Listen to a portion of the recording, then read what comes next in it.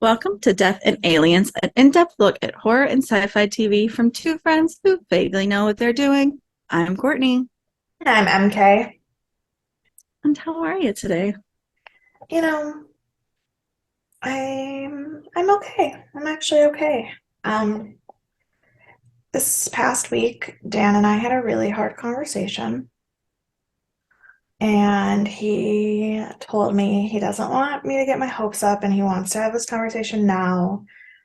Um, but he will not be proposing when we're in London. And he was like, it's not that it's too soon or anything. It's not that at all. He was like, both of us are too close to our family to do it somewhere where we're that far away. He's like, because I did think about it. I had ideas for what I would do if we would do there. Because you're right, it's like a peak moment. But your mom brought up the fact that we are going to be too far away from your family. And I think that that is a very fair assumption. But I want to talk to you about this now and give you time to like Process deal it. with that before we go so that you're not like upset.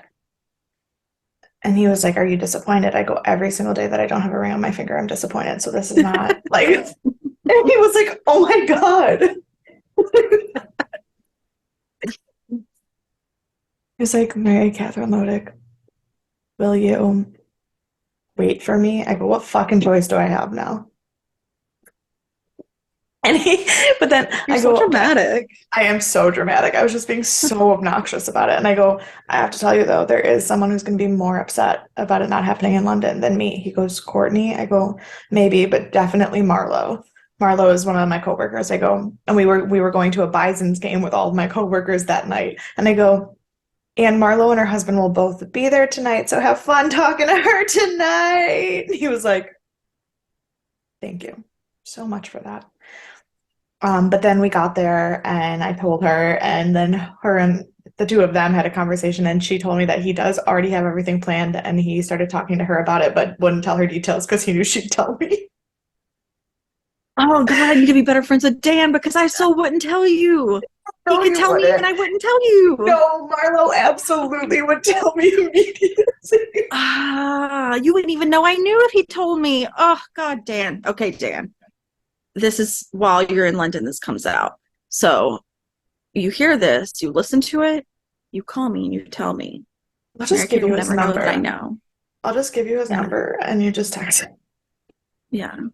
Because I want to Um, know, um, especially because I won't be able to be there. right. So Which is fair. I feel like if anybody should get a heads up, it should be you because you're not here. I know Um, everyone's secrets. I don't know if the rest of the world knows that, but I know everyone's secrets all the time before anyone else knows. And they never know that I knew all the whole time. um, but then on Saturday, that was Friday, and then on Saturday night, it was Kenmore Days, which is like the big carnival end of the year thing for the town. And we went to see the fireworks together. And the only reason that that's really that significant is because last year he asked me to meet Oh, up with him at the fireworks at Kenmore Days, and I panicked and went to my friend's house like an hour away instead because I didn't know if he was asking me out on a date or not. And so I like freaked out I and didn't remember that. go. Mm-hmm. So we finally saw our fireworks only a Only a year year late. later. Yeah, so it was but we finally have everything finalized for the trip for London. We have our itinerary. We did get our Harry Potter studio tour tickets. We were afraid we were going to sell out of those, but we got them. And That's the thing I'm most jealous about we out of all the also things you're doing. more than Amanda tapping. Yeah. I mean, don't get me wrong. I want both.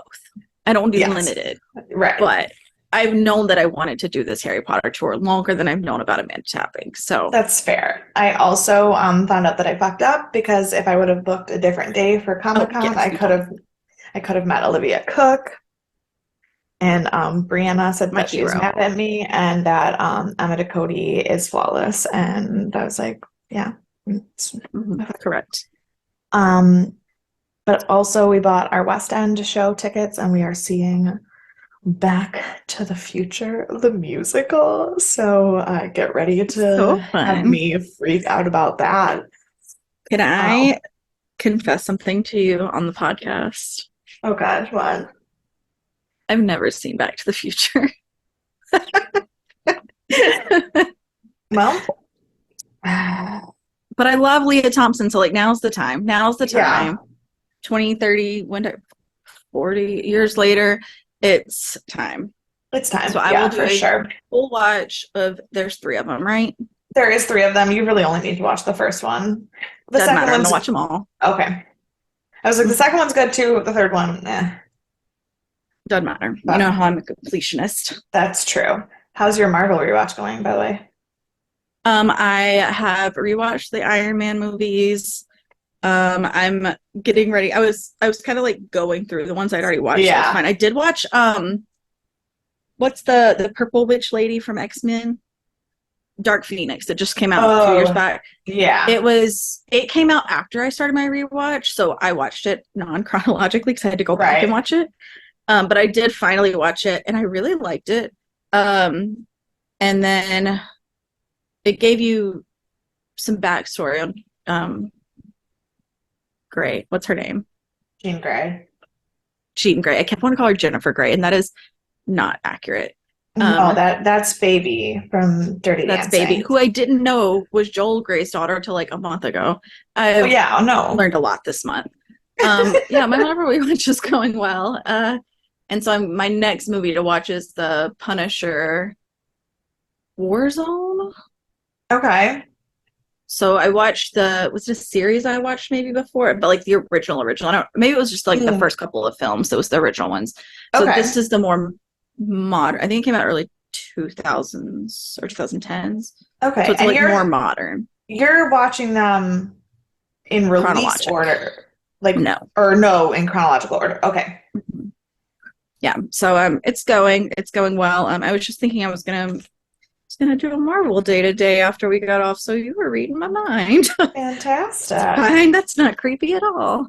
Um, yeah, but aside from that, my cruise is fine. A little hit or miss for a bit. But thankfully I have my my travel companion who panics about everything and keeps up with everything, and my travel agent who knows everything. And between the three of us, my cruise is fine. So I will be, when you hear Good. this, when you're listening, because you listen the day it comes out, that's how it Yeah, goes. I exactly. will be eating pasta at my reservation at this fancy Italian restaurant on my cruise on the. Oh wait, no, this comes out Friday. No, this comes out This comes Thursday. out on Thursday. So I will be eating my last night's pasta after a week of relaxing and not talking to anyone and just living my best life. What will So, I be doing? While you guys are listening to this podcast or I'm going to my itinerary, what is happening on Thursday? Um, on Thursday, I will be going to Westminster Abbey, the British Museum, the London Eye, and a Sherlock escape room. okay, well, that sounds way cooler. So you can't tell me your plans anymore. But um but I will also be having fun. Yes. Just in a different way. Yeah. I wonder if there's an escape room we could do in Miami. We're still planning we have like a couple of days in Miami around our Mm, trip, and we haven't planned. There's like a food tour we want to do that I've mm. decided we're doing. Yeah. And then we're looking at maybe something else because we'll be there Yeah. pretty much all day Saturday, all day Friday, and then we'll be there for the Saturday before. Although so y'all are gonna know how creepy I am. It's fine. Bree was texting me about my plans, and she was like, "Do you want to do something this Saturday? Like, what time is Rachel getting in? Because we're flying in from separate places." Yeah. And I was like, honestly, I was like, it'll be the first time I've seen her in like 7 months. I may just want to sit and like stare at her all day. And Bree Yeah. totally did not blink. She was just like, "Yeah, that Yeah. sounds good." And then I texted Rachel. I was like, "I'm so glad that I'm friends with my travel agent, so I don't sound like a major creep when I'm like Yeah. planning stuff."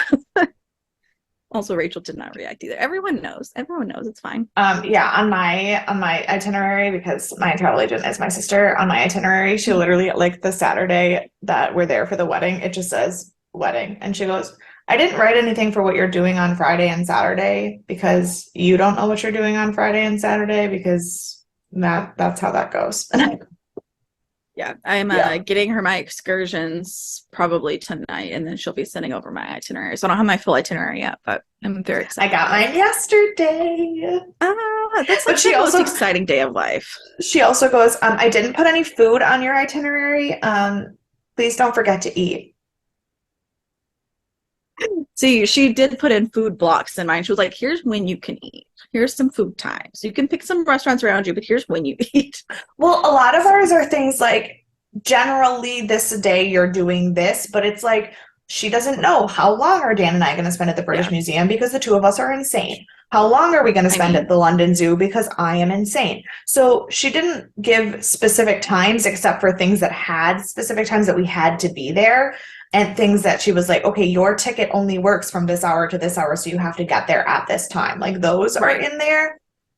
Yeah. But it's basically like, this is the day that you're doing the things in this area of London. Have fun. She's very good at buffering that. Like she did, in case y'all didn't remember, she did my San Francisco trip last year, and it was amazing and incredible, and everything worked out and everything went smoothly. And I will never not use another travel agent in my entire life. So shout out everyone, use Bree.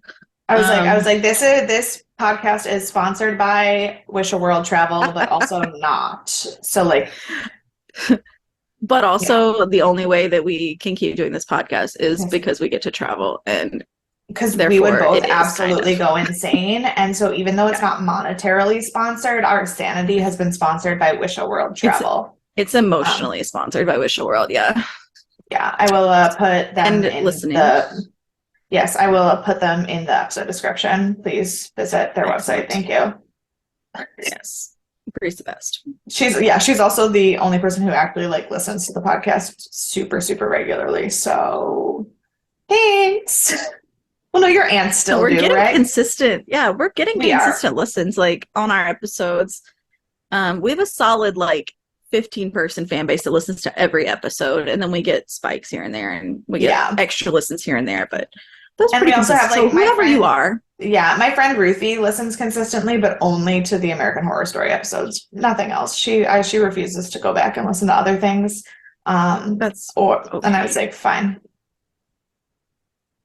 I hope you're enjoying it, Ruthie, because you'll be listening to this one. Yes, you will be listening to this one. So, yeah.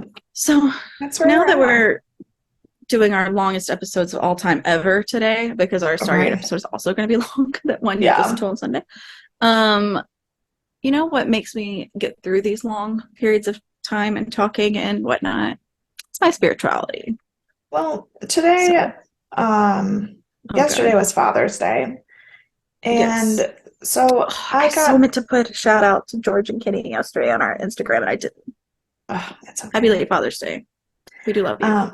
We do. But I decided to do a Father's Day quote that's not really as spiritual as it is kind of funny, because that's just where my brain's at today. And this quote is by Al Unser, who's a football player, I believe. And it's or I don't know, he's some kind of athlete, but it says, Dad taught me everything I know. Unfortunately, he didn't teach me everything he knows. Fair. And I feel like for our fathers, that is pretty accurate, actually. Yeah. So, shout Although out I to think George. my dad does try to teach me everything he knows, but then it ends up being a lot, and I'm like, we have to back it up a bit. So shout out to George and Kenny for being the reason why we can even function as human beings. So yeah, I called my dad yesterday, and we talked for like an hour and a half. And I woke him up. He was because he had a show Saturday night. So I was like, just let me know when you're awake. And he's like, and then he texted back. He was like, I'm starting to wake up. And I immediately called him. And I was like, hey. And he's like, I'm not awake yet. I was like, okay. He said, I'm starting. Yeah. So I talked to him for an hour and a half while he was waking up. And he was like, I feel like I can kind of take credit for you. I was like, well, you did brace me. Yeah. But okay. Only kind of taking credit. Way to go, Kenny. Right. Yeah, it was funny. Yeah, I spent some time with my dad yesterday while he was playing video games, and then I said, Dad, I love you. Happy Father's Day. If I don't go grade papers, you're never going to see me again. And he said, fair, go away. What games does he play? What video games does he play? Zelda. What The new system? Zelda game, the Switch. But the new Zelda game, the Tears of the Fallen or whatever, Mhm. the Tears of something, the Mhm. newest one is like a huge world. And so I think he's been playing it for like a month and a half and is not even halfway done with all of the things in the game. So like, Tell George should be my friend on Switch. okay. Thanks. You all can be my friend on Switch too if you want. I have 4 friends on there and they're my family members. So and Yeah. Monica. So and your family members. Right. That's it. That's it. Just your family and my family. I mean, to be fair, I think the only people that my dad is friends with on the Switch is my brother and my sister. So I need to get him to add Doug so that I can play at Dan's with him. Doug, I'm roping him in next week when we Yeah. meet with him. He's gonna be my friend on Switch too. He doesn't know it. He's gonna be like, okay. Yeah, he's in for a wild ride next week. But it's fine. It's fine. So now that we've talked about all of the happy things in life, let's talk about the season finale of American Horror Story. Which, to be fair, weirdly happier than I would have thought. I want your very vague answer to this because I will ask you again at the end with more details. Yeah. Do you feel like it wrapped up enough for you to be satisfied with this being an ending? Yes. I was almost it was almost too wrapped up. I almost was like, okay, and then there was the last 5 minutes. But I do feel much. I didn't have any idea. Pleasantly surprised. Yeah, I didn't have any idea what to think, but I kind of really like the direction they took it. Mm-hmm. You just gotta believe in me. You just gotta believe in me when I tell you. I know. I did believe you. I just could not have imagined that being where they went with it. Yeah. So. No. Well, now you can all see where we went with it. So this is season 1, episode 12, the finale, called Afterbirth. And this is July 6th. So welcome to July. We've been here for a week now. Yeah. And it aired December 21st of 2011. It was rated 8.0 out of 10, which felt a little low for me because of how well I felt like they wrapped it up after kind of being off the rails a bit before. I agree, but I also feel like it weirdly didn't feel like a horror show anymore. Yeah. And so I kind of think that I get why it's a little lower than you might have expected, because a lot of what made the show like tense and exciting is gone. Yeah, you didn't get your traditional horror ending. Mm-hmm. That's fair. Yeah. I loved it. I thought it was. No, I did too. Also, I apologize for anyone who's watching this visually if you randomly see papers in front of the screen. I am multitasking and grading papers while I do this podcast because there are 3 days left of school. So number 1 book and number 1 song are the same. The Drop by Michael Connelly, and thank God, hopefully this is our last week to talk about We Found Love by Rihanna and Calvin Harris, because honestly, I didn't love that song. I got sick of it really fast, and it has not left the charts since we talked about it. So no. But we do have a number 1 movie, which I also haven't seen this franchise. Mission Impossible: Ghost Protocol. Okay, so here's the thing about Mission Impossible. Let me just say, I love the Mission Impossible TV show from the 60s and 70s. Absolutely obsessed. I hate Tom Cruise.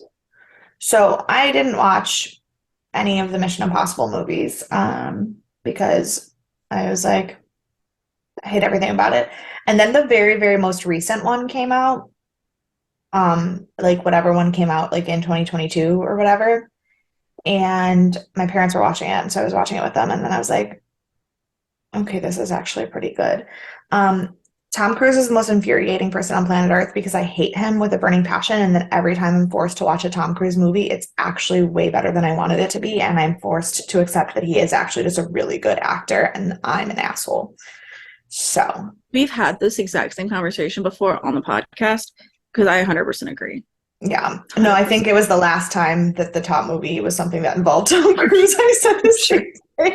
Another Top Gun came out or something. Yeah, something. Who knows? But yeah, so I've heard Ghost Protocol is really good, but also still haven't seen it.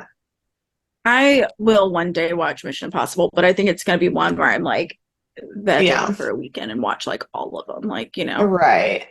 So we'll see. So on this day, I had a hard time finding information because it's 4 days before Christmas, so no one cares about anything but Christmas.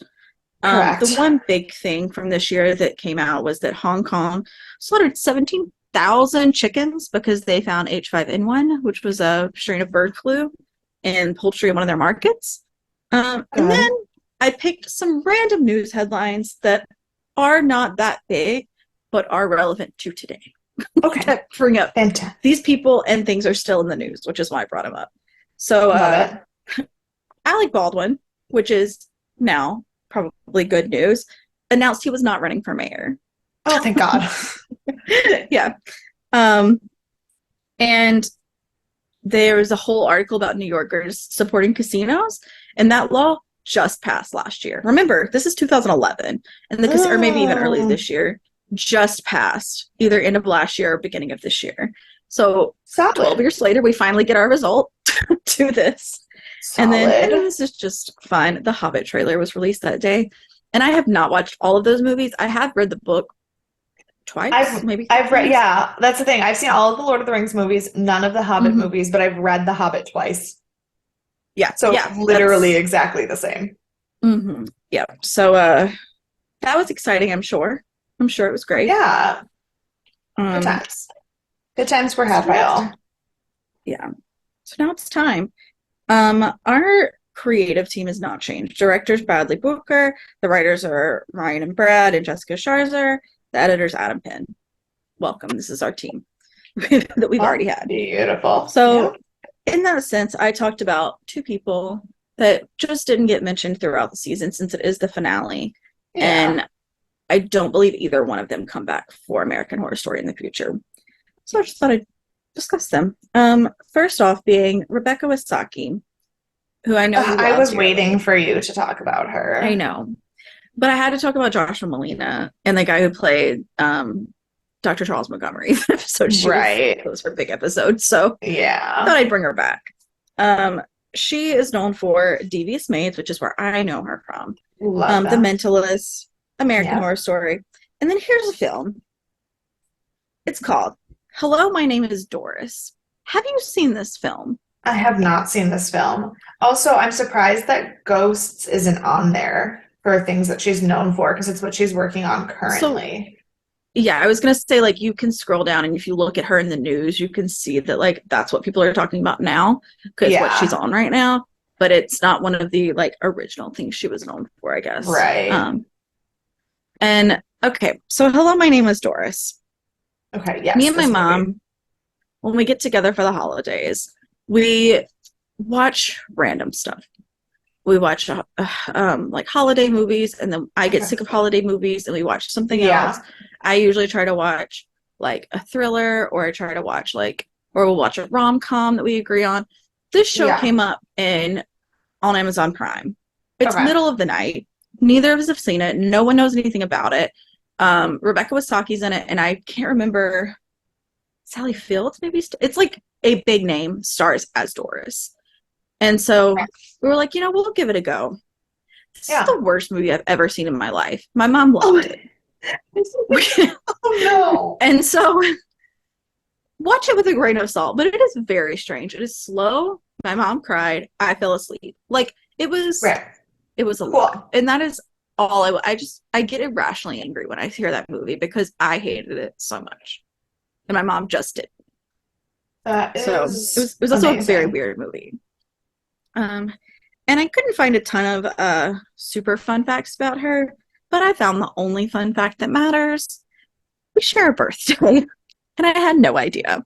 Oh my So goodness. I happy love birthday that. to me and Rebecca And Wasaki Rebecca and my Wasaki. Mimi. Yeah, Mhm. I love it. I So love it so very much. exciting. And the other person I want to talk about is Nina Savani, who plays Okay. Elizabeth Short. Oh, okay. Now, I accidentally went down a rabbit hole with her because I found the most insane articles.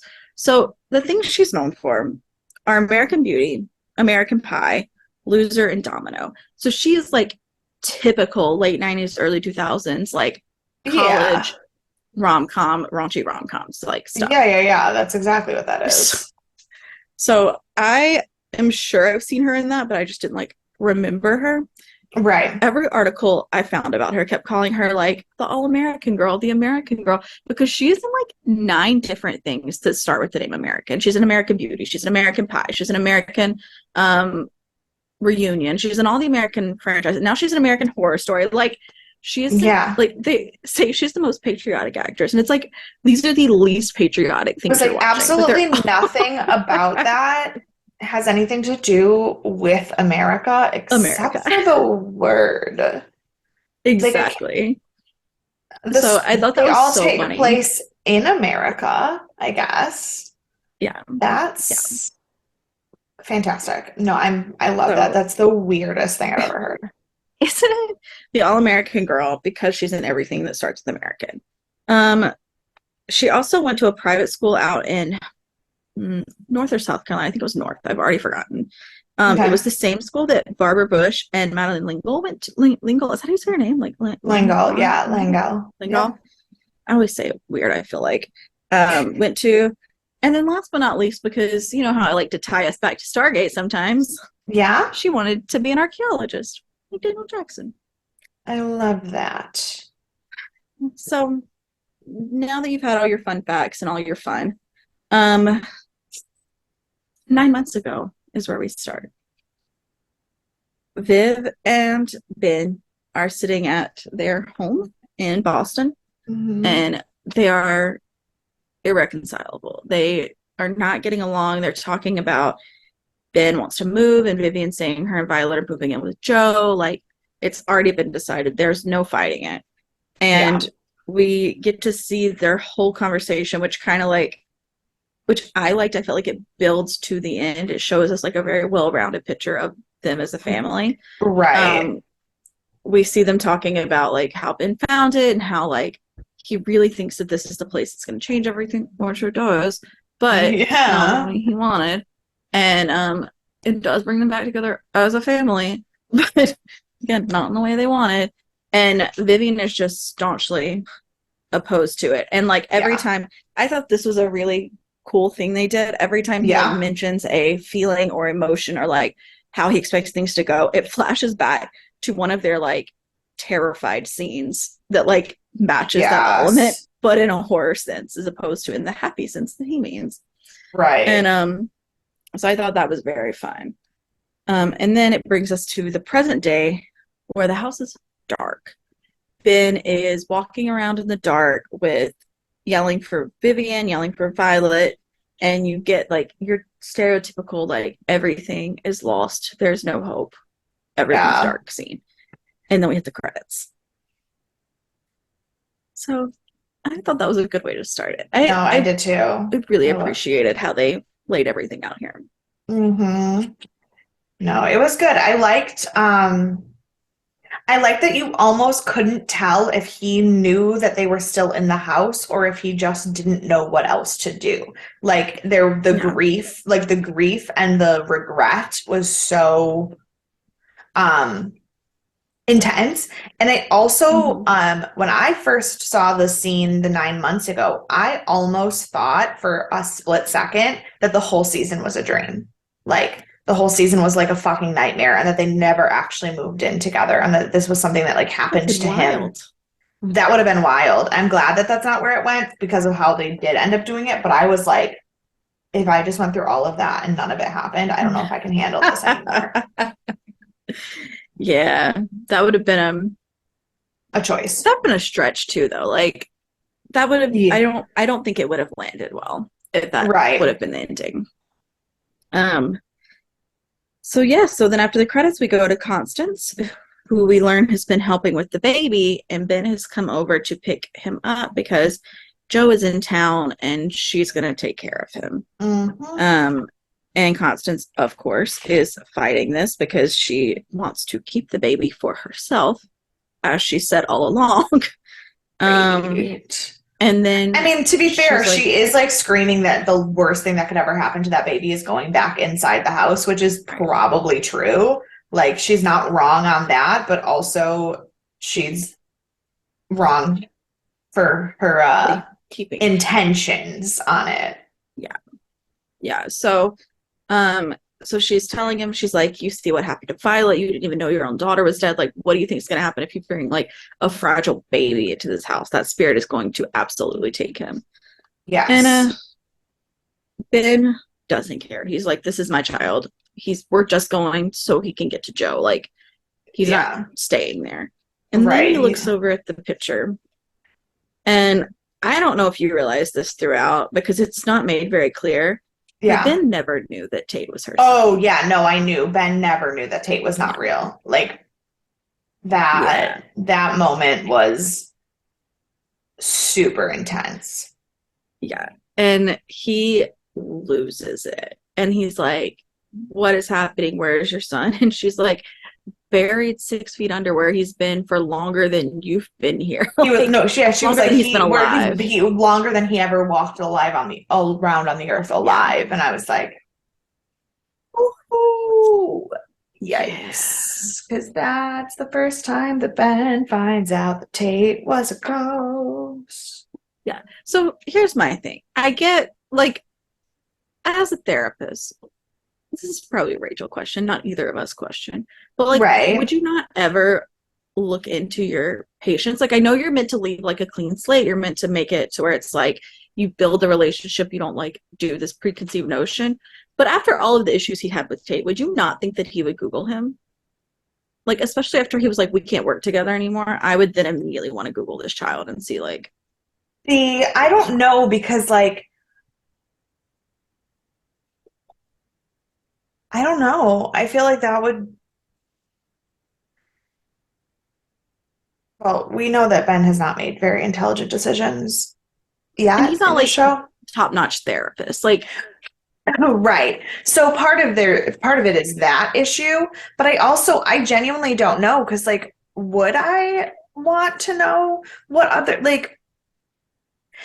I don't know. I just feel like that would be like a violation of trust and privacy, and I don't know if it. Again, I'm not a therapist, but I don't know that I would. I'm gonna ask Rachel.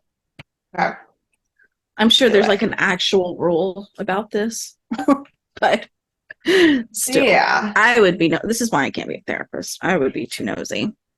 Well, yeah, there's a lot of because as a lawyer, you can't be a therapist.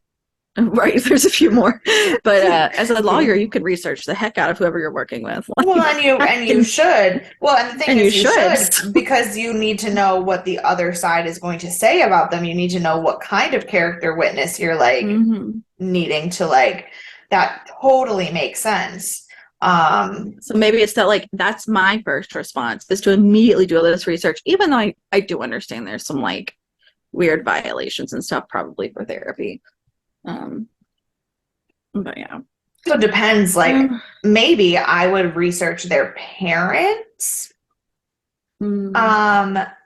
Because I would need to know like their home life, like what is really happening there. But also he didn't know that Constance was who he was talking to on the phone, despite the fact that they had the same goddamn last name. And so I think that the question is no longer what are therapists allowed to do? It's what the fuck is Ben's, why was he even a licensed therapist? Right. Because he talked to Constance on the phone.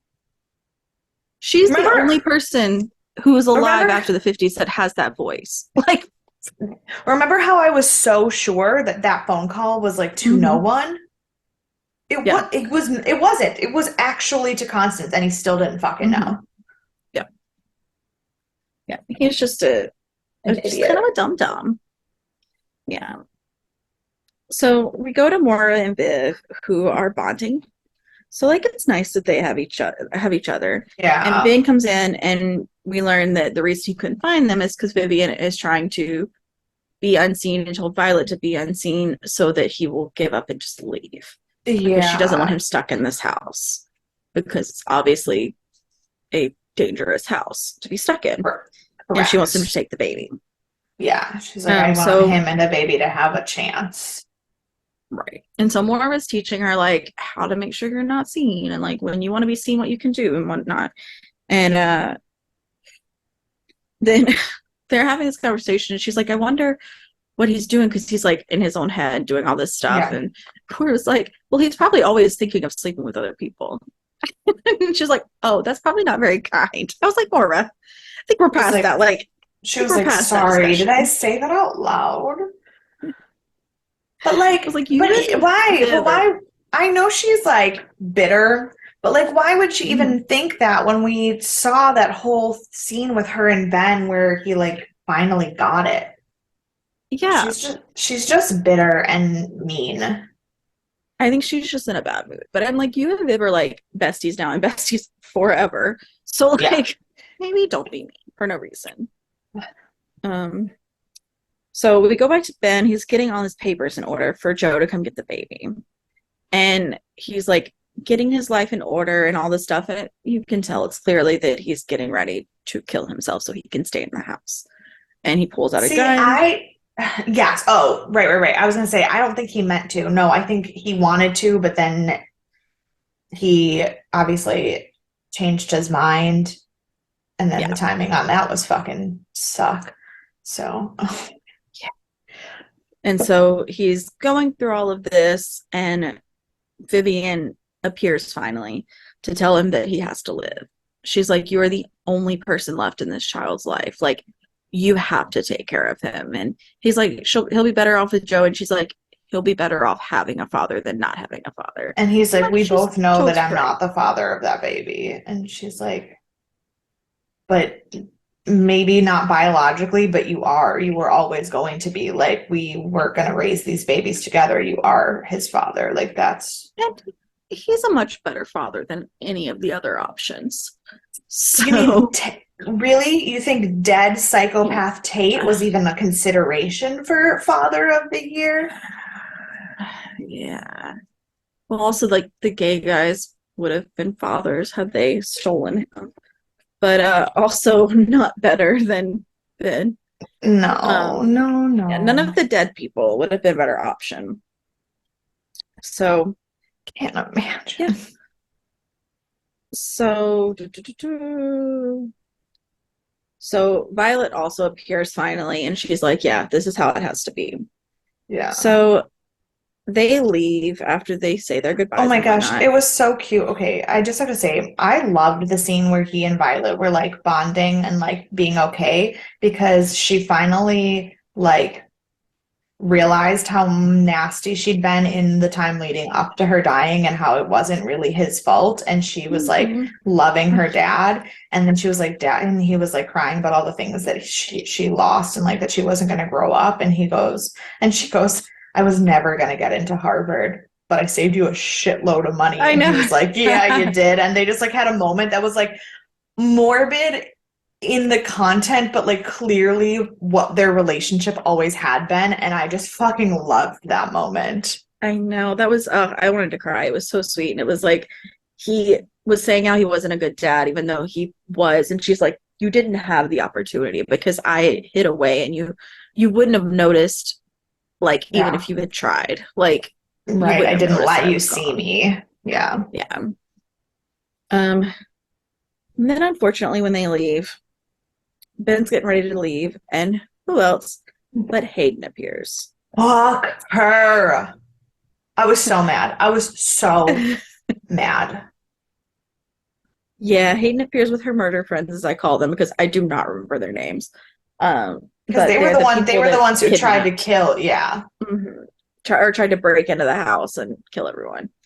Um, and Yeah. in a very sudden turn of events, they strangle him and hang him from the chandelier to steal the baby and keep him in the house. So that was very sudden. And I remember that really caught me off guard the first time I watched Oh, it.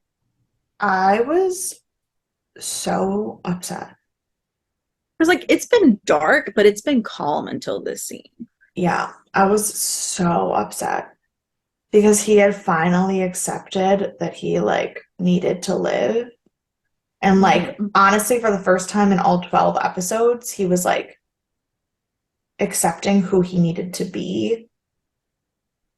Mm-hmm. Yep. And Yep. also, I wasn't even mad that he died per se because um I knew that that meant he would be with Viv and Vi. That was fine. Right. But A, I was worried about the baby. And B, Of if course. anybody got to decide that Ben was dead, Hayden did not get to be that person. That was some straight bullshit. That would have had to have come from a personal choice of Ben and Viv. And Yeah. it didn't because they had already decided the other way. I was Um, livid. yeah. So now, the Ramoses, I throughout my notes called them different things because I did. So I was like the new guy, this because I didn't always know their name, but it's Miguel, Yeah, Stacy, and Gabe. So I will try to say their names, but my notes do not say their names. that's totally Um, fine. yeah. So they show up at the house with Marcy, Yeah. and they're checking out the house. They're so excited about this new life. And then we find out that they have a teenager who is a senior in high school, and his name is Gabe. And they all come in, and Marcy's telling them like how cheap it is, as she does.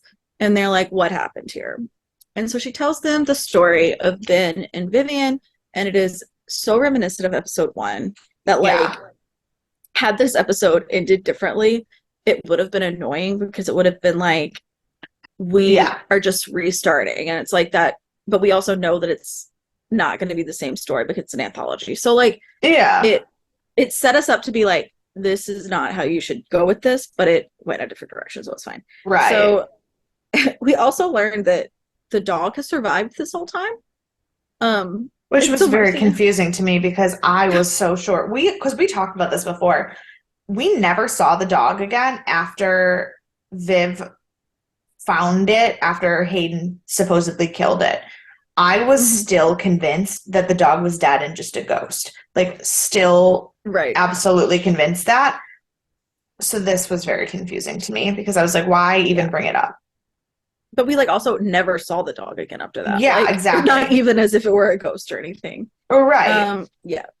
So she has the dog, which I guess is meant to be, which I think, if I remember correctly, she kept something from Chad and Patrick too, but I don't remember what it was.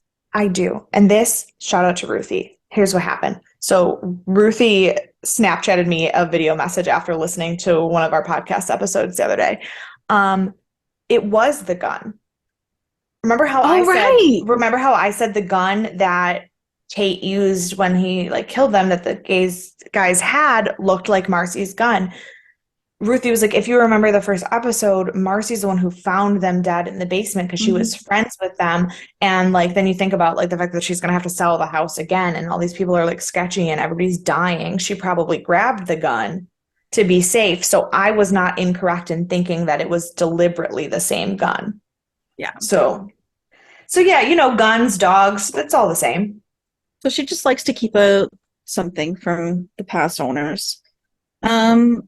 Yeah, so then Gabe is, I just called him the teen a lot in my notes. So Yeah. Gabe is skateboarding through the house, My as you problem is do. wait, what is Zachary Quinto's character's name? Oh, Chad. Chad. In my brain, it was Gabe the whole time. So I was like, why would they have the same characters? Two characters with the same name. This is so confusing. I thought everyone was Gabe. It's okay. That's fine. It's hard sometimes. There's a lot of people. Yeah, so Gabe is skateboarding through the house, and then we see a door open by itself and things thrown under the wheels. And it turns out that the twins were messing Having with them. fun. Why not? Yeah. So he obviously like busts it. And then we like get this panned over visual where Violet's just sitting on the stairs watching him. Um See, and I thought And we were okay in the idea of that you were saying that it felt way too much like the first episode. I thought it was going to be the first episode all over again, and that Violet was going to take over from Tate being a fucking weirdo and like pulling him in. I was not thrilled about where we were going for a second there. I think they did that on purpose, but I'm sure. I I'm also sure. was like concerned at first. So they decide to move in because this house is beautiful and very cheap, and Marcy just knows it's not going to end well. Like, I don't know why you would not sell this house to someone that's not going to demolish it. Like, I feel like that is your goal now as a real estate agent, is to not have people move in here, but have someone demolish the property and start over. Yeah, but last time she tried to do that, they ended up dead too. So, well, you know, that's how I would try. And like, out of everyone that died, like, he deserved it the most. So like, fine, he was the worst person, I think, that wasn't already dead. And so like, I mean, try again. Maybe you won't have a terrible person there. Anyways, we go back to Constance, and the police are back at her house because they live there now, it seems. But she's going through this whole thing, and she's telling them that she found Ben's body, and she's just like, you stupid guy. Like, she thinks he's so dumb for killing himself in the house. And then we flash back to the present and learn that they're there because the baby has gone missing. And so I don't think she thought he killed himself. I thought she knew that he was a fucking idiot who just got himself, like, because she had told him, don't go back in the house, you're not safe. And then that's true too. Yeah. I mean, obviously by the end she knows that he didn't, but I wasn't sure in that first moment what she thought. Yeah. So we go back to the present day, and Hayden, of course, has stolen the child. Or we go back to the flashback, and Hayden, of course, has stolen the child. And Constance goes down to talk to her, and she's like, that child is mine, not yours. And Hayden's like, you're going to have to take it over my dead body. And of course, Constance's like, past that, that's too late. And then out of nowhere, Travis comes up and slits her throat and takes the baby and hands it to Constance. So I guess he's still in love with Constance. Yeah, it was like, at least Travis still loves Constance.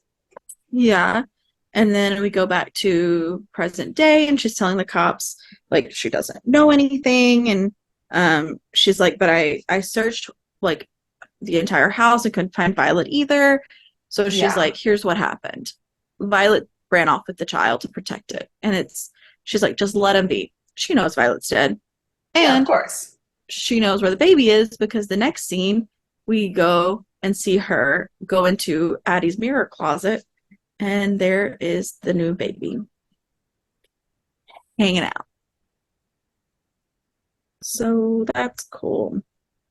So now we go back to the Ramuses moving into the house, and Violet is hanging out in Gabe's room when he goes upstairs, going through his music. And it's so funny because she's like, you don't have any, like, Ramones, you don't have any of this. She's like talking about, like, as if she were the same distance from him that Tate is from her. And it's like, you are literally like 6 months older than this kid, and you're acting like you're from the 80s. Like, But well, like, it may be better music. You froze. Did I freeze? I don't know if you froze or I froze, but we're back. Okay. She was like, your taste in music sucks. Yeah. I was like, maybe his taste does, but you're absolutely acting like you only listen to stuff from the 80s, and like, you definitely know that there's other music around. So we're doing this, and then we flash over to the doorway where Tate is watching in jealousy, clearly. Oh, my battery on my camera's dying. It's fine. I'll plug it back in a minute. Okay. It's got 20%. I bet that's what happened. It freaked out. Oh, that makes sense. Yeah. So we go downstairs, and they're setting up the kitchen, and then they just start getting after it. Like, these two are so in love and so, like, into each other. So, which is very precious and very cute. And this is a very bad place for them to be. Correct. I loved though when that Ben and Viv were just like, I remember when we were like that. They were so creepily watching them that I was like, please give them their space. Do not I be was creeps. dying. It was so funny. Yeah. So we hear them talking and we learn that because this, which feels crazy, their child's about to graduate. So he's 18. So they're like, let's have another kid. I was like, I feel like I'd be like, okay, we did it. We did it. Go away.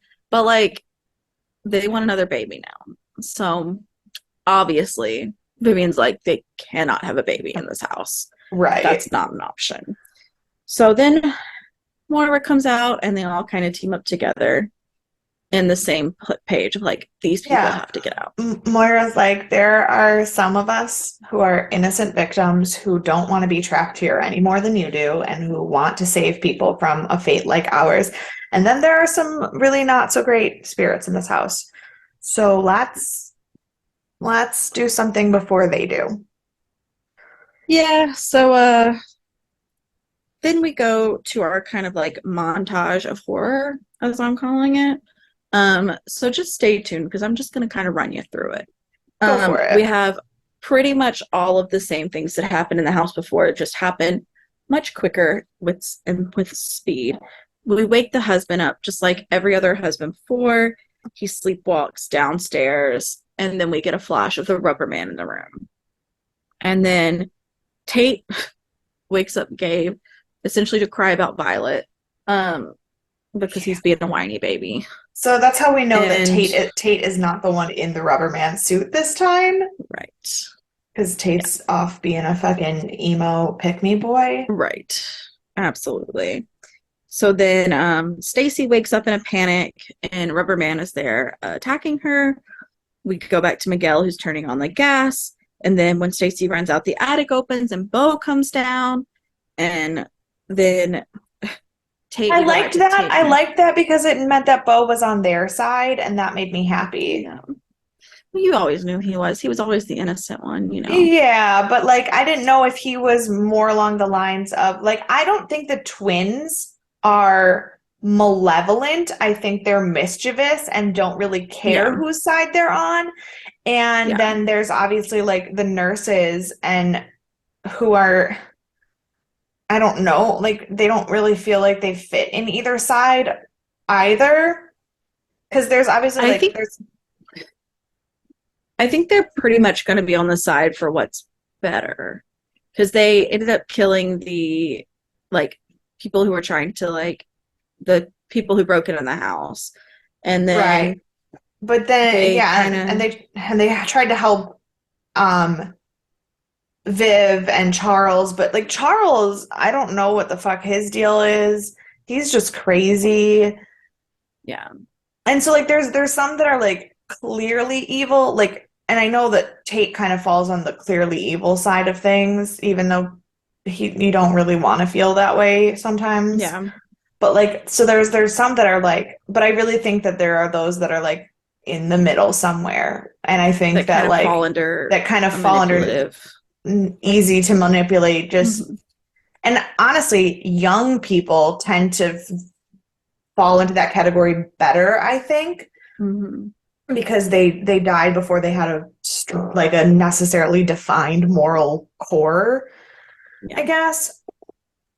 And and like the people so that help Tate don't always help him with the horrible stuff, but like Nora was she's not on the right side trying to steal babies, but she did it out of her no, own grief, not out of malevolence. yeah, So like sometimes it's kind of a gray area. Nora's just selfish, and I don't think she's really Hmm. involved in anything other than herself. And then there's like uh you've got like Lorraine who doesn't really participate in anything until she has to. And I still like Lorraine's part of this montage shit show. I'm not really sure what the fuck was happening there, but I liked seeing that Bo was with them because it made me happy to know that Bo is part of something. Yeah, and I think in the past he'd always kind of been with Tate because Tate is his brother, and like, And it's the only one who he really knew. mhm. But now he has Violet, and I think Yeah, she's been good to him, so I think so that's too. nice. Yeah, so we go back to Tate and Gabe, who Tate's telling him he's decided that he wants to kill him because he wants Violet to have a good guy. And in his irrational thinking, this is the way to do it. Lord have So mercy. Viv walks up to Miguel as he's about to like do all the gas on the stove, and she wakes him up essentially the same way that like Constance did for Ben. And she Yeah. was like, now's not the time. She's like, you have to wake up and see what's happening in front of your face. And so she puts his hand into the fire to wake him up, and then, or into the flame to wake him up, and then disappears. And Morva takes over and takes him down into um, that rest of the house. We see the dead nurse in the bathroom. Um, and then we go back to Tate and we learn that he can't stab him to his face because he's a coward. He is not Um, actually as strong as he thinks. Also, wait, when she took him downstairs.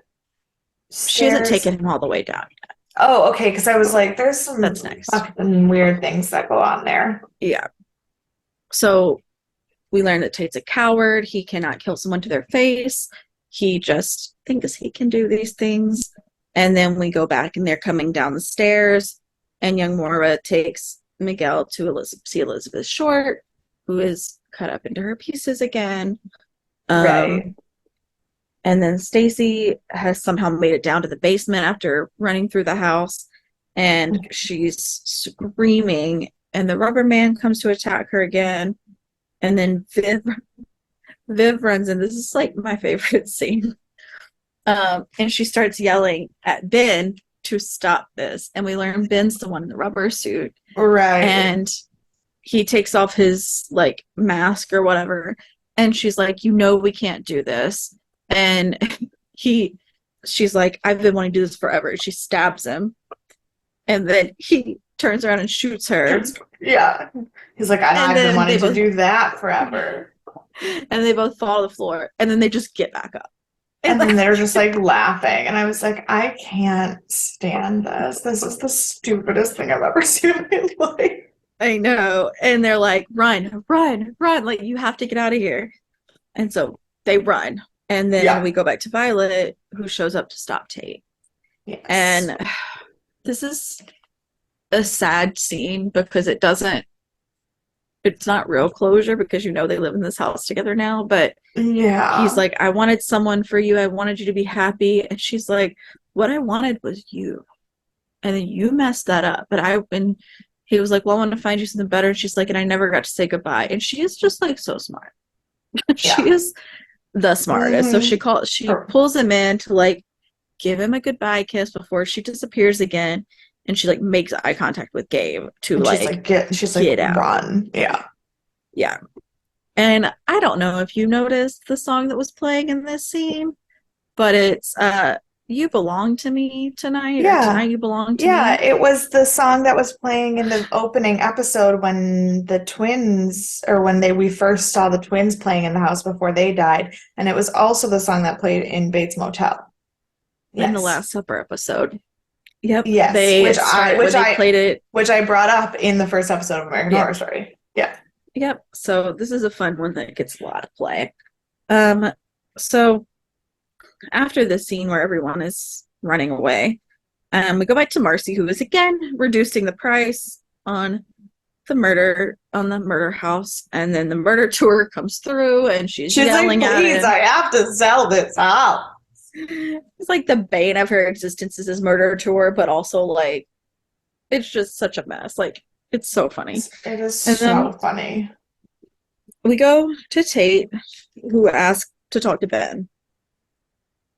So, because that feels like the end of the episode, and it's absolutely not. It's not. No, not at all. Yeah.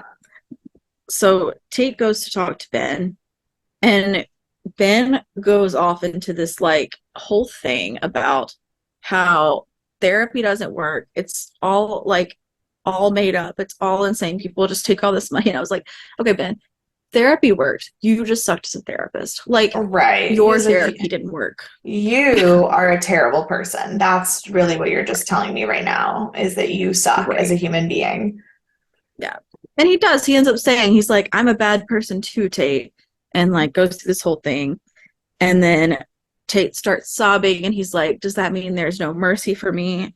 And Ben's just like, Ben's like, this is not gonna work. psychopaths don't have remorse. You don't even want to admit the things you've done, let alone feel bad about them. So then Tate starts listing everything that he did. We finally get Tate to admit to all of his wrongdoings. And he goes through catching Larry on fire. He goes through killing the kids. He goes through killing Chad and Patrick. He goes through raping Vivian. And he's like finally admitted to it all. And we can And he's tell like, and I it all did on some more. cue. That was probably not great either. Yeah. Like, I'm not a good person. And so we know that he knew all along. He just refused to admit it because he was playing this psychopathic victim. Well, and the thing is, I still don't know. I don't know. I still feel like it is very much the question of whether or not he does feel bad. Like, is he truly a psychopath who is only playing the emotional card now to get to Violet? Or did Violet actually help him see that he was not right and he feels bad? Like, I genuinely don't know. And I think that's ambiguous on purpose. Yeah. I think personally, not based off of any facts that we have, I Yeah. think personally there is a bit of humanity in there. And I don't know if that's been built in after building these future relationships because like we still see anytime he interacts with Constance, he is just his terrible self. And we still see that he'll do a lot of these acts without remorse. But anytime he acts that way with Constance, it feels Emotional. it feels like emotional trauma. Mm-hmm. It feels like a trauma response. Yeah. And it feels like he is doing these things because she is so bad to him. And he is trying so hard. Like in the scene where he was like, no matter what you think, I'll never be your perfect child. Like he built up all of this as a response to her behavior. And that there's all kinds of like research and debate on whether like people like serial killers and like things like that are truly psychopaths or if it is just their own fucked up way of dealing with their trauma. Like the number of nature versus nurture. Like the number of people who are murderers, like spree killers and psychopaths who were abused as children is not a small number. And so like I don't know because but then also like you're right, like he clearly, whether he actually feels sorry or not, he clearly is still not mentally healed because he thought the correct way to help Violet was to kill Gabe. Right. So like that's and I feel like he has kind of a healthy mix of like he does one thing for a reason but the other he doesn't because like while not rational when he caught Larry on fire it was because he killed Bo. Like it wasn't out of nothing. No. But when he shot up the school there was no reason for that. Like and then you go to like after death, why did he kill Chad and Patrick? There was no reason. But then there was Vivian. There was a reason he killed Chad and Patrick because Chad and Patrick were fighting and they decided they were no longer going to have a baby and he needed to give a baby to Nora. Right. That's true. So like he killed them because he needed his reasons like there's 14 screws missing, but like there's a beginning and an end. The connection is not. Yeah, because Nora was the only one who treated him like she was a real mother, even though she's not very motherly. She was the only one that seemed to care for him. And so his response was to only do things that helped her. That like he doesn't know what a mother is. He just knows that Nora was kind when Constance never was. And he needed he wanted approval. He wanted approval from somebody that he was what he thought a mother should be. Yep. So again, I don't Um, think he's a psychopath because if he was a there's psychopath, emotion there. if he was a psychopath, there wouldn't be a motivation, like there wouldn't be an end goal. And for him, there was. It's just that he was so fucked up And you that think about he like the time he was killed in is while he's like at his most emotional, emotionally vulnerable volatile. Yeah. age. Yeah. And so like that's just he hasn't grown from that because he hasn't aged. And so mentally he's still stuck in this like this headspace that is Hmm. crazed. And Yeah. so I think that makes him more vulnerable to the spirit of the house too. That Oh, like for sure. so I'm sure that plays a huge role into it. Um, but yeah, we could talk about tape till we die. We could. I probably will, but Yeah. I also liked that the pest control guy was there because I was like, I'm glad that we're acknowledging that you were also trapped dead in this house. yeah. Um, and then we go to Viv, who's playing her music again, which is nice. That seems to be her nice times for herself when we hear a baby cry. And she goes downstairs in the slowest fashion of all time. And there is the first baby that they thought was born stillborn. And we learned that she actually had one breath, or he actually had one breath before he died, In the house. So his spirit is now trapped here as well. that And that's Nora's like, actually this baby's genuinely mine. like so sad Yeah. to me. Yeah. So, could you imagine? And like, Vivian is so, just so smart, so logical. And so she Yeah. plays into what Nora believes. And Nora's like, are you the nanny? Mm-hmm. Like this, somebody's got to take care of this child. And then she Right. does realize that Vivian's the mom because she watched Vivian give birth. But Vivian's Yeah. like, I'm just here to help you. I'm not here to like step in because Mm-hmm. obviously she's got to play along with this crazy woman. And Right. but when Vivian picks him up is when he finally like quietens down. And Nora's like, oh, thank God. And as she's like asked her to keep him for the night and like keep an eye on. And Yeah. then as she's walking out, she says, I'm not entirely sure I have the patience to be a mother. And you know that that's when she's kind of like found Yep. herself, which Yep. is so Well, sad for because her because she's it grieved is this whole sad, but time. I think it goes into the whole like this is so weird, but like in the show Ghost Whisperer, did you ever watch that? Um, the one with Jennifer Love Hewitt? Yeah. No, but I wanted to. I will one day probably. So basically, obviously, this doesn't give like spoilers for the Yeah. plot of the show or anything, but in that show, the concept is that when people are stuck here, it's because they Mm-hmm. have something that they need to accomplish before they go. And I kind of feel like that is obviously it's not quite the same here because everybody is stuck, but I think that everybody also has like that thing that they need to come to terms with. And the reason why Moira is never going to leave is because she's never going to come to terms with the fact like that not all men are evil. She like still to this day cannot let go of that. And And like I think also because she didn't have anyone, the fact that no one's ever going to know she died because I think the big thing is her bones are buried there too. And like, yes, no, and that's one of but I her big think but hangups. her emotional hang up is Mm-hmm. that even if somebody were to let go of her body, I don't think she'd ever like be able to move Yeah. on because she still blames all men for what happened to her. And Mm-hmm. Tate was stuck in the same place for so long because he refused to take any responsibility for what the crimes that he committed. Chad and Patrick were still fighting that they were Yeah. fighting. Like they had still never let go of the horrible parts of their relationship.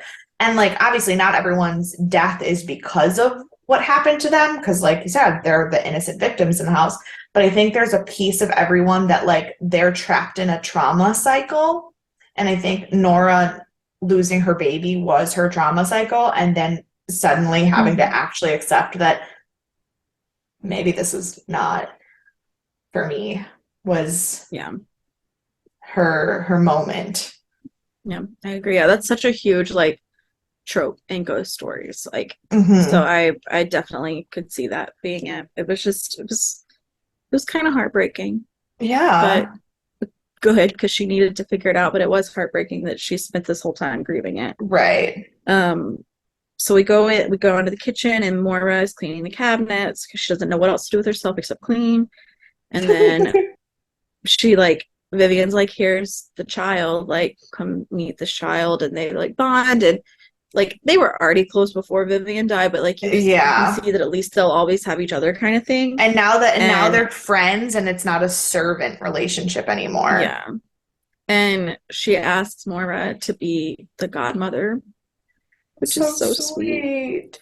But And also then like we completely disregards what the point of a godparent is because you really only need a yeah, godparent for if you if die, you not die. if the Yeah. baby's already dead. Right. But it's the thought that counts. So Sure. it's nice, I guess. And then we go to Violet, who's decorating the Christmas tree, and we get this really nice, happy family. And we see that we've kind of come together with Moira, Ben, Vivian, the baby, Mm-hmm. and Violet. And then we see Hayden and Tate on the outside, and they're still in the dark as well. Everyone else is in the light because they found their happiness, and Tate and Hayden have not. Right. But don't worry, that's not how the story ends.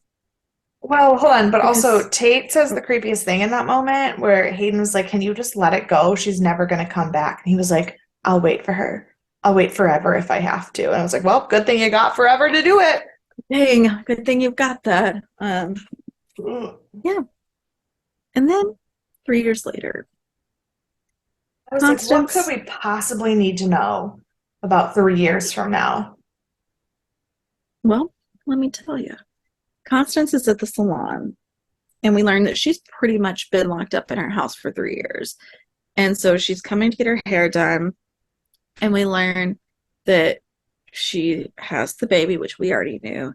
And so she Yeah, starts weaving her tale that she's going to tell everyone. She had some about cousins or some some family distant cousin on her relatives. mother's side who Yeah. died in a car accident. And I was Mm-hmm. like, what are you even talking about right now? Right. And so this is the story she's created to keep this child. We learned that his name is Michael, and she's going through this whole tale of hers where she's like, I knew I was going to be someone. She's like, all of this grief and trauma has been building me up for this child. I was like, that is a That lot. is so fucking too much. Too much for me. I did Like, not. sure, you had 3 other kids that you're the reason they're dead, probably. I mean, sure, they had their own things. Addie ran in front of a car, Tate killed people, Bo did nothing. Bo was innocent the whole time. Yes. Um, but all of these things would not have occurred in the way they did had she not been a terrible mother. Oh, So that's fine. exactly. So she's telling this tale about baby Michael, and she gets home and she's trying to tell the nanny about her salon and blah blah blah blah. And then she sees blood. So she follows the blood, and turns out that the nanny has been brutally murdered. Michael is sitting in the rocking chair, smiling and playing and just like Gig- hanging out. like giggling over the car. So, Oh, so proud of himself. And she walks over, she leans down, and she says, now what am I going to do with you? And that's where this show ends. yeah. Yeah. So, It sure is. yeah, Now, we won't. on the one Yeah. hand, Mhm. I didn't know what they could possibly do to make it not like a happy ending because it felt very much like a happy ending, and I was like, that Sure. feels Yeah. like off-brand. Right. Yeah. It's off brand for American Horror Story to be happy. That I don't I don't know if I liked it or not. I'm unsure. I need to take my time before I talk too much about it because I'm gonna do that when we wrap up next week because I don't know. Mhm. I don't know. Yeah. And we will. So I'll give you some time with your thoughts. No. Um, but in the meantime, who would you like to punch?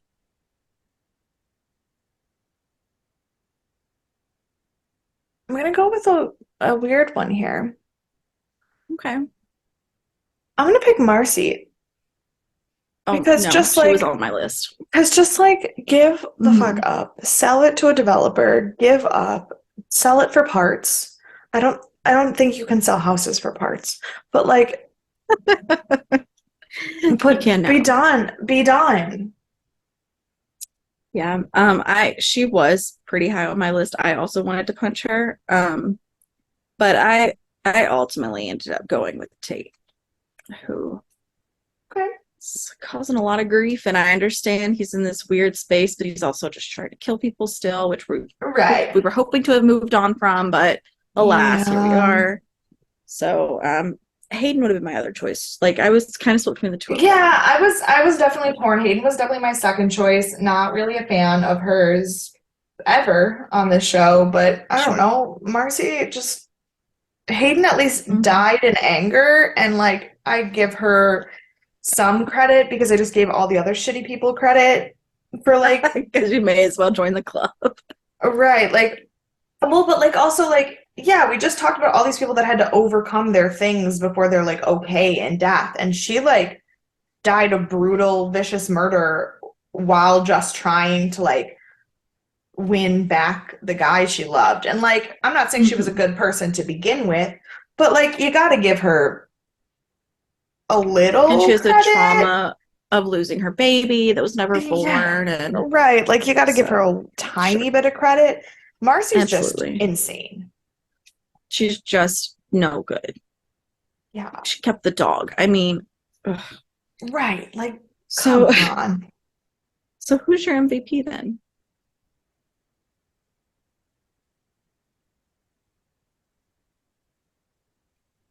I'm gonna go with Viv.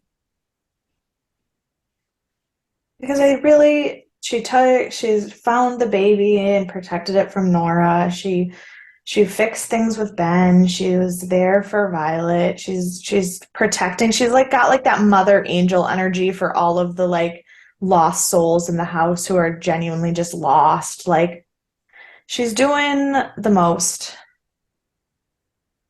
Yeah, she would have been my number one pick. She really, I know if you recall, we talked about her being really dumb in the very beginning, but she really came out on top in the end. She Yeah, got it together better than anyone else for sure. correct. But because I figured you would pick her, because who wouldn't? I Right. went with Violet. I mean, she Which stepped in. was my other, which that was my second choice for sure. Yeah, she saved Gabe. She really helped get these people out of the house, and she just kind of she really let her family know that like it's not their fault, and she's gonna be better now Yeah, that they can all be together. So, right. um, a couple of things. Okay. When sorting the keys, um, that when he's getting all his papers in order and sorting the keys, Yeah. the word deposit is spelled wrong on the security deposit. Well, um, he's yeah, not right. So, yeah, sure. And then I have one piece of trivia that you can okay. hold on to in your heart.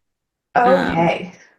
so the twin that Constance kept is named Michael, which is the Like the name of archangel. an Archer. archangel. Yes. Yeah, I thought that was on purpose and I was really not Mhm. thrilled about it. I'm gonna be honest. Yeah. So you hold on to that piece of trivia. Um, if this Oh, was a that's Marvel it? Like movie, I that's the would end? say, yep. So That's the end of the trivia. I get nothing more from that's that. the nope. Good. And so Great. if this was a Marvel movie, I would end by saying a list of people's names and saying they will return, Right. because not just as actors but as these characters will come back in the far off future. Um, it'll be a minute, and Yeah. but they'll be there. So keep that in mind, that that is a thing we'll talk about in 10 years. Um,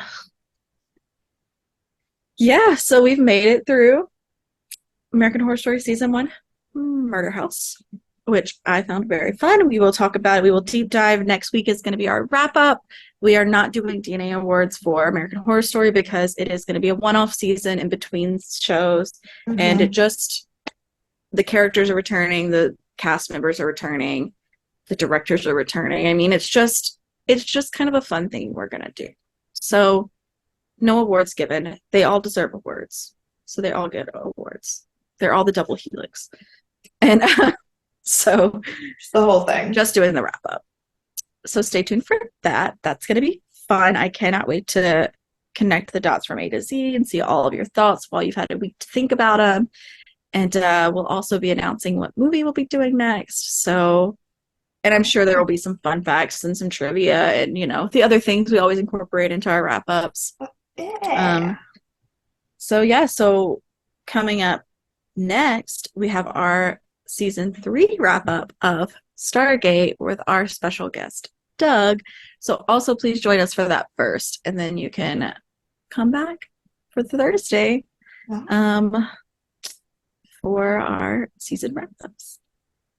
So if you want to talk to us about any of this stuff, you can now talk to us about season 1. Still, please do not include spoilers for future seasons of American Horror Story if you're going to reach out to both of us. I was going to say all of us, all 2 of us. But 2, because I have still no idea what's going on. And we're going to keep you in the dark till the end, which is fun.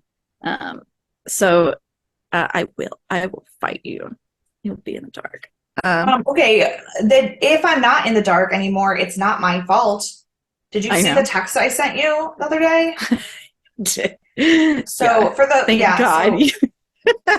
So for those of you who are not texting with us, texting with us, which is everyone, right? I was very, very viciously upset about the Violet reveal. And as someone who is both a writer and a person who studies TV scripts and studies storytelling and teaches the art of storytelling in English, I had never in my life been as shocked by a twist as that. So then Thursday of this last week, I'm just scrolling on my Facebook, and one of those stupid, like, rank of the craziest things that happen on TV, stupid posts, right? Popped up in my newsfeed.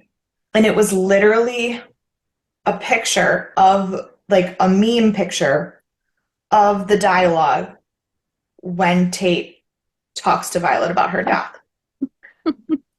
I was like, if this had showed up literally 5 days ago, it would have ruined the whole show for me. I would have been so mad. I would have called whoever posted that on Facebook and the person that created it as like a meme reel. I would have raised hell. Yeah, so if I'm spoiled by anything in the American Horror Story future, I promise it is not intentional. It is just Facebook. Yeah, and we'll figure it out that time comes. Yeah. But in the meantime, you can email us deathandaliens@gmail.com. You can find us on all of the social media at Death and Aliens. You can find me at CECloud13. And you can follow me everywhere at EMKAY_superstar.